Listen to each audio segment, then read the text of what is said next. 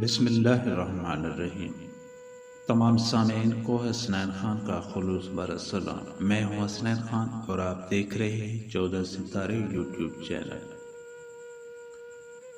حضرت امام جعفر صادق علیہ السلام سے منقول ہے کہ بنی اسرائیل میں ایک دیندار شخص تھا جس کا معاملہ خدا کے ساتھ اچھا تھا، اور اس کی ایک عورت تھی جو نہایت خوبصورت تھی۔ اس دیندار شخص کو اس پر کسی وجہ سے بدگمانی ہو گئی تھی۔ چنانچہ جب کبھی یہ دیندار شخص باہر جاتا تو گھر کا دروازہ باہر سے بند کر کے جاتا۔ ایک مرتبہ ایسا اتفاق ہوا کہ کسی جوان مرد سے اس کی بیوی کی آنکھ لڑ گئی۔ وہ ایک دوسرے سے محبت کرنے لگے، مگر باہمی معاملات کی بظاہر کوئی صورت نہ تھی۔ عورت نے کسی ذریعے سے باہر کے تالے کی ایک چابی بنوا لی اور اس نوجوان کو بھجوا دی۔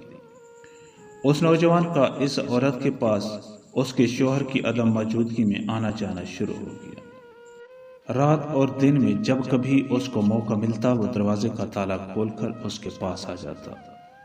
عورت کے شوہر کو اس کی آمد رفت کی عرصہ دراز تک خبر نہ ہوئی، اور یہ سلسلہ جاری رہا۔ اس کا شوہر چونکہ ایک عابد و زاہد شخص تھا تو اس کو خود بخود یہ احساس ہوا کہ اس کی عورت اس سے کچھ کنارہ کشی اختیار کرنے لگی ہے۔ چنانچہ اس نے اس خدشہ سے عورت کو مطلع کر دیا اور کہا کہ مجھے اسی وقت اطمینان ہو سکتا ہے جب کہ تو اپنی عفت و عصمت پر حلف اٹھا لے گی۔ عورت اس پر راضی ہو گئی اور کہنے لگی کہ جب آپ کا جی چاہے مجھ سے حلف لے لیجیے۔ جس شہر کا یہ واقعہ ہے وہاں ایک پہاڑ تھا اور اس کے قریب ایک نہر بہتی تھی۔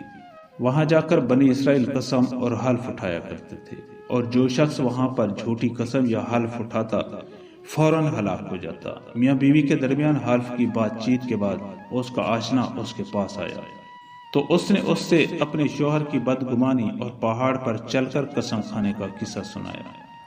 یہ سن کر وہ نوجوان پریشان ہو گیا کہ اب کیا کیا جائے۔ عورت نے اس کو تسلی دی اور کہا کہ گھبرانے کی کوئی بات نہیں، میں ایسی ترکیب کروں گی کہ سانپ بھی مر جائے اور لاٹھی بھی نہ ٹوٹے۔ فلاں دن فلاں وقت میں اپنے شوہر کے ساتھ قسم کھانے کے لیے اس پہاڑ پر جاؤں گی، لہٰذا تم بھیس بدل کر اور سواری کا ایک گدھا لے کر شہر کے باہر پھاٹک پر کھڑے ہو جاؤ، اور جب تم ہم دونوں میاں بیوی کو آتا دیکھو تو گدھے کو لے کر ہمارے قریب آ جانا۔ میں تمہارے گدھے پر پہاڑ تک جانے کے لیے سوار ہوں گی، تو جلدی سے مجھے اٹھا کر گدھے پر سوار کر دینا، پھر دیکھنا کہ کیا ہوتا ہے۔ چنانچہ جب حلف اٹھانے کا دن آیا تو اس دیندار شوہر نے اپنی بیوی سے کہا کہ چلو اس پہاڑ پر چلیں تاکہ تم وعدے کے مطابق حلف اٹھا کر مجھے مطمئن کر سکو۔ یہ سن کر وہ جلدی سے کپڑے بدلے بغیر چلنے کے لیے تیار ہو گئی اور کہنے لگی کہ میں پیدل پہاڑ پر نہیں جا سکتی۔ شوہر نے کہا چلو شہر کے پھاٹک پر کوئی گدھے والا کھڑا ہوگا، اس کا گدھا کرایہ پر لے لیں گے۔ چنانچہ دونوں گھر سے چل دیے۔ جب شہر کے دروازے پر پہنچے تو عورت کا آشنا گدھا لیے ہوئے وہاں موجود تھا۔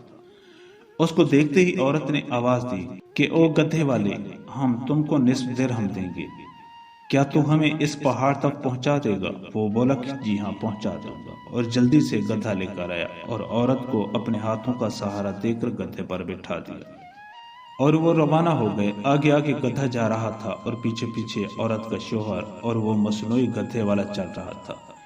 جب پہاڑ آ گیا اور گدھے سے اترنے کا وقت آیا تو عورت نے اس بہروپیہ کو آواز دی کہ گدھا پکڑے اور مجھ کو اتار دے۔ وہ آنے بھی نہ پایا تھا کہ عورت خود بخود گدھے سے گر پڑی اور اس طرح گری کہ اس کا 70 بہروپیہ کے سامنے کھل گیا۔